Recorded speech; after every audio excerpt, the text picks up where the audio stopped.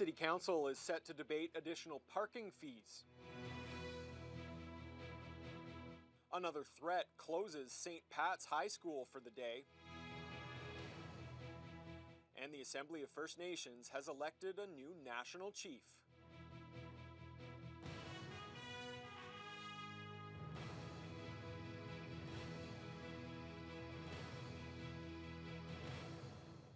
Good evening and thank you for joining us. It could soon cost more to park a vehicle in certain parts of Thunder Bay. City Council will debate a new finance plan on Monday that involves higher parking rates and a new charge for drivers to park at the marina. Vasilios Bellis is following this story and joins us in studio with the details. Vasilios? Thanks, Riley. City staff say this is a response to declining parking operating revenues since the pandemic. While it's up for debate Monday, Council won't make a decision until the new year, after what'll be a lengthy public consultation process. A new finance plan could have a big impact on how much you pay for parking. Really at the heart of it, there is no such thing as free parking. The new parking finance plan will be discussed at City Council on Monday, coming with it significant changes, which includes higher rates and fees. That includes street meter costs jumping 50 cents hourly to $2, with a 25-cent increase every other year beginning in 2025. Monthly parkade fees would also go up by almost 50% to $90. Another one of the biggest changes includes charging parking at lots currently free to the public, including down by the marina. Corporate Services General Manager Karen Lewis says these measures will ensure parking operating costs are covered. It's either paid for by the user or it's paid for by the taxpayer. While revenues were recovering, they weren't recovering sufficiently. So we really need a parking system in its totality that is sustainable and that is self-sustaining. Parking operating revenues have declined from $2.4 million in 2019 to $1.9 million last year. Parking enforcement hours would also be extended under the new plan, Monday through Saturday, from 7 a.m. to 9 p.m. instead of 6 p.m. The fares are not keeping pace with the cost of the service. McKellar Ward Councillor Brian Hamilton is a member of the Parking Authority and says he'd rather have these costs covered by users, not through taxes. Hamilton believes there'll be some community pushback for these possible changes, but stresses they would improve Thunder Bay's parking system. It's important to maintain because you have to move traffic around. I mean, if we have people parking down at the marina and then walking to work and leaving their cars there for 8 hours, that's not a good system, and that takes away parking meters from people that need to park and visitors that want to come visit and families that want to ultimately come and enjoy the amenities that we have. Council isn't being asked to approve the parking financing plan until the new year. City staff say they want to hear from the community first, with a public consultation survey being launched in the coming weeks. Vasilios Bellis, TBT News. St. Patrick's High School was evacuated today after the latest in a string of threats made against Catholic schools in the city. This incident comes just a week after Thunder Bay Police made arrests in connections with threats against St. Ignatius and Pope John Paul II Elementary School. The Catholic School Board announced the evacuation around 10:40 this morning, calling it a precautionary measure. 6 police cruisers were on site, students were dismissed from classes, and the school remained closed for the rest of the day. Police later cleared the building after a walkthrough, and classes will resume tomorrow. The board is urging the public to contact the police or Crime Stoppers if they have any information about this latest threat. It's the second against St. Pat's in the past 2 weeks, and the 5th threat made toward a local Catholic school in the last month. Thunder Bay Police held an open house in Roslyn last night. It allowed Oliver Papoonge residents to learn more about the policing being provided to that community and voice any concerns that they have. Joe Sadowski was there and has the details. Around 20 people from the Oliver Papoonge area came to the open house, which was held just weeks after the contract for Thunder Bay Police was renewed for another 5 years to continue providing police services to the rural municipality. I think they're feeling very positive. They had a lot of good comments. Obviously, some of the concerns out here, the major concern being traffic. While traffic and people speeding were the main issues discussed, one concerned citizen expressed her concerns with drunk driving becoming more prominent in her area. Police Chief Darcy Fleury says one probable solution is to bring it straight to the police. Like we talked about it tonight, about if you see vehicles or see people that are not normal or not usual into your area, give us a call. Just let us have that awareness, because down the road you never know, there might be something coming up, and if we have that information, it could be beneficial. So that's I think that's the only thing that would come from that. While crime rates in the Oliver Papoonge area are on the decline, Mayor Lucy Kloosterhouse says word of mouth is a proven way for citizens to make positive changes in their municipality. I love the response. I really appreciate the response we're getting from the city police department. And in the past, when people have contacted us, we've let them know, and they've gone to those areas to kind of stop it for a while and get people to slow down. But yes, the service we've gotten over all these years has been terrific. Question and answer meetings like this will remain a key method to bring more awareness about the police and to continue the resident satisfaction. Chief Fleury says they are planning to have at least 2 meetings per year. But I think the concept is to have those two, get a feel for what they're looking for and how we're doing. So that's kind of what we'd like to see. Always open to do more. We're going to do more in the city as well. We did a couple last year, or earlier in this year, and we're going to continue with those as well. Thunder Bay Police want to keep encouraging citizens to report any suspicious activity, speeding or reckless driving around their neighborhoods to help keep their neck of the woods a little bit safer. Joe Sadowski, TBT News. After a decade of public education, Wabigoon Lake Ojibwe Nation is preparing to make a big decision. The community will participate in a referendum next year about a potential nuclear waste site in its territory. Lee Noonan has the story. Nuclear waste consultations with Wabigoon Lake Ojibwe Nation started in 2014 after neighboring Ignace nominated itself as a potential host site for a deep geological repository for spent nuclear fuel. The proposed site would be in Wabigoon's territory, and they are also being asked to decide whether they're a willing host for the facility. The First Nation plans to hold a referendum in the new year. We'll be asking all of our members to help make the decision. It's not a chief and council decision, it's an everybody decision. Deneen Chief has been working on the nuclear file for about 9 years. She says her focus over the years has been on educating herself and the people of Wabigoon as much as possible about the Nuclear Waste Management Organization's plan to bury used nuclear fuel in the rock about 20 kilometers from the reserve. Back when I first started in this role in 2015, I had no idea where the energy came from in Ontario. I turned on the lights and, I was glad the lights came on. But now, learning that 60% of it comes from nuclear. We've just been on a big learning journey here at Wabigoon. The NWMO has provided funding to improve the community's powwow grounds and construct a few new homes, but Chief says the majority of the funds they've received from the agency have gone into public education. Wabigoon members have been invited to presentations on everything from nuclear science to geology to sociology, with presenters from the nuclear industry as well as anti-nuclear advocates and independent experts. 18 members were also invited to tour the deep geological repository being built now in Finland. For Wabigoon, we take this decision very, very seriously. And at the end of the day, I hope that we make the right decision for Wabigoon, for Ignace, for Canada. All adult members will be eligible to vote in the referendum. Wabigoon's chief and council are working now on setting a date and determining exactly what question will be asked. Lee Noonan, TBT News. The fall legislative session drew to a close at Queen's Park today. It's been an eventful few months inside the legislature with several key reversals by the Ford government. Siobhan Morris looks back at some of the controversies, including one that continues to linger. It was a legislative session that began with a reversal. It was a mistake to open the Greenbelt. It was a mistake to establish a process that moved too fast. And at its close, there's a possibility of another on the horizon, with the planned breakup of Peel Region now in question because of costs. Which promise was true? The one that he made to Mayor McCallion as she was dying, or the decision to dissolve Peel region. A framing the premier called gutter politics. There is no dissolution of Peel at this point. The dissolution of Peel wasn't scheduled to take place until 2025. We're doing a lot of due diligence to see how it would be done, what the cost would be, but I've made no decision on that. The government has also backtracked on expanding urban boundaries in a series of Ontario communities. They can't repeal their bad decisions fast enough. The Green Party leader says those reversals are telling. We have a government whose priorities are misplaced. And it's meant wasting so much on plans only for them to die.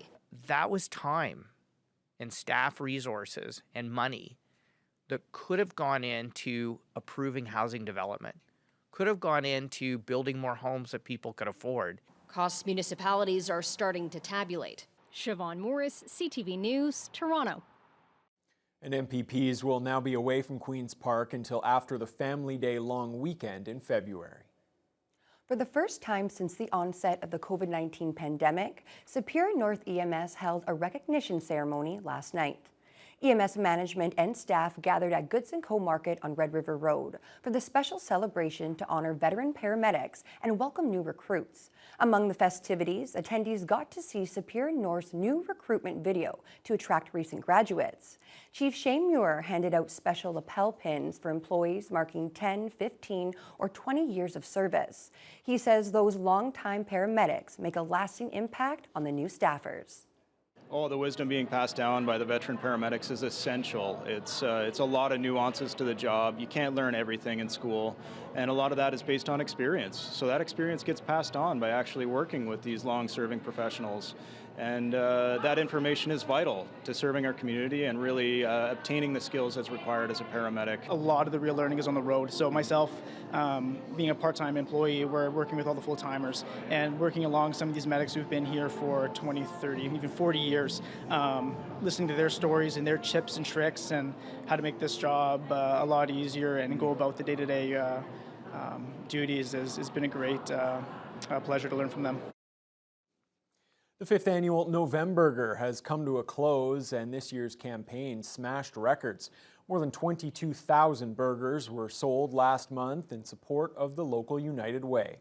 This year's campaign saw a whopping 27 eateries participate, each with a unique burger creation. The winners were announced today. Beefcake's Burger Factory won the People's Choice Award. The Burger Barn sold the most burgers at just over 3,300, and Dawson General Store won Novemberger of the Year as chosen by the campaign ambassadors. $2 from each burger sold was donated to the United Way, and with extra donations factored in, more than $65,000 was raised for local programs. So this event is going to go towards helping the community in so many different ways. We will be supporting a ton of different programs around, helping kids, seniors, help get the food that they need. This is great because then I could tell the kids, we're going to eat well again next year, right? It's and we do, crowd-friendly, kid-friendly food, but we're doing 200 meals a week, so this is a really big help for us. The United Way already has big plans for next year's event. CEO Albert Brule says the organization is shooting for more than 60 participating restaurants. It's beginning to look a lot like Christmas on Frederica Street, as the much-anticipated West Fort Wonderland is in full swing at this hour. Residents are taking advantage of the nice weather to take in the joy, holiday cheer, and everything the festive event has to offer. This includes a cozy bonfire, sleigh rides, complimentary s'mores, and to top it all off, kids get to meet Santa Claus in person. Westport Village President Aaron Gillingham says the event is like a Hallmark Christmas movie come to life. He adds that it's all grown a lot since it started back in 2020. It's a tight-knit group in Westport, and we have a group of awesome business owners here, and it's a passionate group, and we do our Westport Street Fair in the summer, and we didn't have a Christmas event, and we've always wanted to do one, and it's a great chance to give back at the end of the year and do something for the community. It's crazy and it's overwhelming, and we didn't think it was going to grow this fast, but it's awesome. It's amazing that it has, and we're very thankful for Thunder Bay and Westport and everyone that supported us, and it's just a lot of fun. We hope we see as many people as we can tonight. West Fort Wonderland will continue until 8 o'clock tonight. And the weather is certainly cooperating for Fiona, for those who are out participating in that West Fort Wonderland. We're above the freezing mark. Yes, definitely not snowy, but when you're out and about for an event like this, that may not be such a bad thing. Every day, the last few days, we've been adding 1 degree to our daytime high. Let's see, Tuesday it was 1, Wednesday it was 2, today a high of 3. That was after an overnight low of -6 and wind chills around -10. Now, today, even if we had been below the freezing mark, we probably wouldn't have had much in the way of wind chill to talk about because the winds have been calm for most of the day. It's only been in the last few hours that it kicked up to a whole 13 kilometers per hour. And as you might notice, there's no direction on there, and that's because it's been variable winds. It's been coming from the northwest, from the east, from the southwest, so it's been fluctuating quite a bit under mostly cloudy skies. If we take a look at what's going on in other parts of the region, we had very consistent temperatures overnight with lows hitting the -5 to -8 range for most of the region. Today to the west, things warmed up quite mildly to 4 at this hour in Fort Frances, 5 in Kenora, 3 in Dryden. Red Lake topping out at a high of 0 under mostly cloudy skies for much of the day. As we head eastward, they start to drop off just a little bit, though, just barely below the freezing mark at -2 in Armstrong, -3 in Pickle Lake, Greenstone -1, and this whole region was dealing with a lot of mist and cloud for much of the day. And that really held the temperatures very consistent. In fact, Greenstone has been sitting at -1 for about the last 22 hours. So it's been very consistent. Along the North Shore, we're a little below or a little above the freezing mark. Sault Ste. Marie started out with a low of 0, and they're currently at 2 under cloudy skies. For the city of Thunder Bay tonight, we are not even going to drop below freezing. Temperatures are only going to hit the freezing mark, although wind chills could make it feel a little cooler. Now, that's a little unfortunate because we're looking at some drizzle in the late overnight hours, maybe just before the sun starts to come up. But with temperatures like this and wind chills, it could be freezing rain, and that could make things just a little bit slick first thing in the morning as you head out. So do take care on your way to work because tomorrow this warm front is going to continue to push through. It's going to bring temperatures up and well above the freezing mark, but first thing in the morning it could be we could be seeing light rain, we could be seeing freezing rain, we could be seeing wet snow, at least until it tapers off. And I'll have more details on what happens after that later on in the news hour. Okay, thanks a lot, Fiona.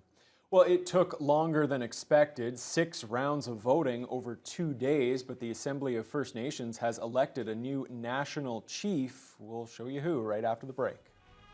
To Canada and to Canadians, we need your support. You have to work with First Nations people in a good way.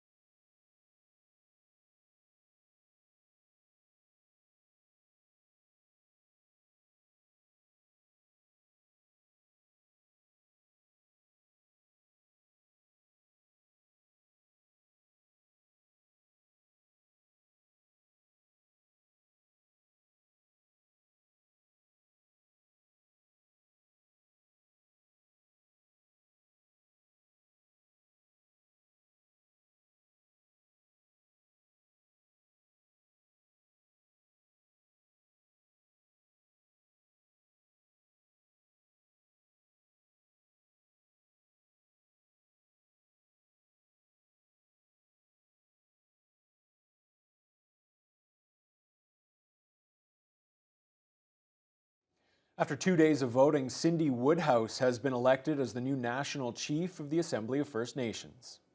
In your sight and in your hearing, I, Cindy Woodhouse Neepanak, take up the duties of National Chief of the Assembly of First Nations. The race was down to 2 candidates until David Pratt conceded after several rounds of voting that stretched from yesterday into this morning. Woodhouse had served as the Assembly's regional chief for Manitoba. To Canada and to Canadians, we need your support. You have to work with First Nations people in a good way. We are here in a good way. I've been raised like that from my father, and the teachings of my mother, that we have to work with all people. But at the same time, there's a point where if you don't listen to our people, and you don't listen to our chiefs, and you don't answer them, then there's problems. And so to Canada, we're coming for you. The AFN is first and foremost an advocacy organization that pushes for Indigenous rights nationwide and serves 634 First Nations across Canada. Woodhouse is calling for better First Nations policing and the need to lobby Ottawa more aggressively to ensure their concerns are addressed in the next federal budget. It's been 2 months since the terror attack in Israel, and southern Gaza is under siege, with soldiers on the ground engaging in urban warfare, worsening living conditions for the territory's nearly 2 million Palestinians. Today, the UN invoked the rarely used Article 99 and issued a grim warning about a catastrophic humanitarian crisis and the total collapse of healthcare and public order. Camille Karamali reports.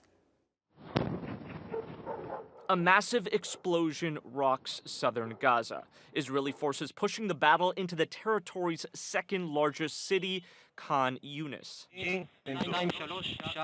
The Israeli army claiming it killed Hamas militants emerging from tunnels under the city, attacking dozens of targets and leaving an additional 350 Palestinians killed, and many struggling to survive. As this hospital in Khan Yunis is overrun by the deceased and the wounded. The health infrastructure is on its knees. It's almost collapsing. That is what the reality is. Nasser Hospital pushed to the brink as tens of thousands of civilians are living in makeshift tent cities, some pushed to the southernmost border in Rafah. The UN Secretary General now using a rarely exercised power. Article 99 allows Antonio Guterres to inform the Security Council of matters he believes threaten international peace. The Secretary General urges the members of the Security Council to press to avert a humanitarian catastrophe, and he appeals for a humanitarian ceasefire to be declared. Now, the Security Council is set to meet this week to discuss a ceasefire. Meanwhile, the Israeli ambassador to the UN calling the letter a new moral low. Kamal Koramali, CTV News, Toronto. Back at home, the federal government has released a new framework to cut emissions by more than 1/3 by 2030. The cap puts a limit on the amount that the sector can pollute. The proposed framework follows 3 main commitments. We worked with experts and industry to determine what emissions reductions would be technically achievable for the sector to achieve by 2030. We then looked at what more could be done beyond what is technically achievable to enable the oil and gas sector to go further in terms of in the short term via the use of compliance flexibilities such as domestic offsets. And finally, we examined projected global demand for oil and gas. The scenario we chose is the Canada Energy Regulator's Canada Net Zero scenario. This scenario assumes a path where virtually the entire developed world, including Canada, will achieve net zero by 2050. The oil and gas sector is already pushing back against the framework, but the federal government believes it will create more work for skilled gas and oil jobs, while construction and operational jobs will come later on. It's all part of Canada's long-term emissions reduction efforts. The official opposition is forcing the delay of government bills and billions in spending by bringing forward 135 votes in the House of Commons today. Canadians are hungry for Parliament to pass today's common sense conservative motion that the House call on the government to immediately repeal the carbon tax on farmers, First Nations, and families. The Conservative Party says this will lead to round-the-clock voting that's likely to last until tomorrow evening and will stall the Liberal agenda as the holiday recess nears. Food inflation is slowing, but that doesn't mean prices are going down. A new report says next year a family will pay hundreds of dollars more in groceries. The new findings come as two of the big grocery giants, Loblaw and Walmart, appeared before Parliament to talk about stabilizing prices. Scott Lightfoot has the story. A trip to the grocery store in 2024 will likely still cost more, as much as $700 for a family of four. We are actually looking at a market that is going to tighten up a little bit, probably midway through 2024, where we could actually see some categories becoming way more affordable for consumers. An annual report on the food industry from researchers at several Canadian universities predicts that the annual cost of food for a family of four will top $16,000 next year, after a year where researchers say Canadians ate less and cut corners when it came to food costs. 2023 was an unusual year. It was extremely challenging for Canadian families. In fact, for the first time in 14 years, we noticed that people were actually spending less on food despite inflation. The report forecasts an increase of 5 to 7% for bakery products, meats, and vegetables, a 3 to 5% increase on things like restaurant food and seafood, a 1 to 3% increase on dairy and fruit, with a total increase on food prices between 2.5 and 4.5%. Not welcome news for many shoppers. People can't eat anymore. Like, what 4% more is not going to make it any easier for us. It's going to make it even harder. I think it's all based on greed, really. Somebody's making a lot of money. The profits that the stores are making are astronomical. The head of Canada's largest grocery chain was among those called before MPs today to defend the prices customers are paying. On a product like chicken drumsticks, the cost to us has risen by 30% since 2019, but the investments that we're making in lowering prices means that the average price for this product over the last 12 weeks has been 4% lower than 4 years ago. Despite an anticipated increase in some costs, industry experts believe that shoppers should be able to find some bargains as they fill up their baskets in the coming year. My guess is that we'll see more loss leaders, more rebates, more discounts, more loyalty points given to consumers, because consumers are now more nomads. They are shopping around. They're much less loyal than they used to. Scott Lightfoot, CTV News.